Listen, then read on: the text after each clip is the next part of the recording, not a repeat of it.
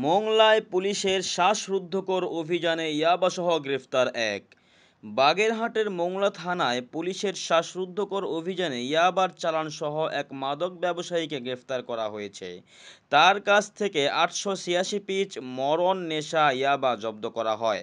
৬ October সোমবার রাত আনুমানিক ১০টার সময় অভিযান চালিয়ে মোংলা থানা পুলিশ এই ইয়াবার বৃহৎ চালান জব্দ করেন।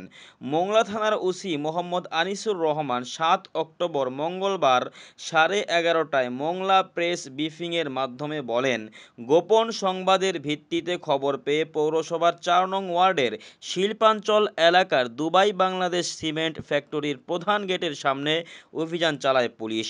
পুলিশের একটি দলের সমন্বয়ে চালানো এই অভিযানে শফিকুল হাওলাদার নামের এক মাদক ব্যবসায়ীকে কৌশলে গ্রেফতার করা হয়।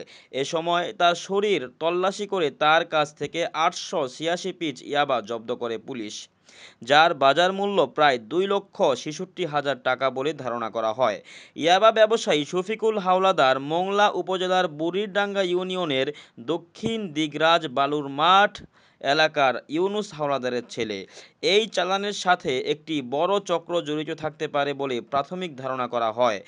এই চক্রের একজনকে হাতে নাতে গ্রেফতার করা হলেও চক্রের অন্যান্য সদস্যদের ব্যাপারে খোঁজ নেওয়া হচ্ছে পুলিশের পক্ষ থেকে। গ্রেফতারকৃত মাদক ব্যবসায়ীর বিরুদ্ধে মাদক আইনে মামলা দায়ের শেষে বাগেরহাট আদালতের মাধ্যমে জেল হাজতে পাঠানো হয়।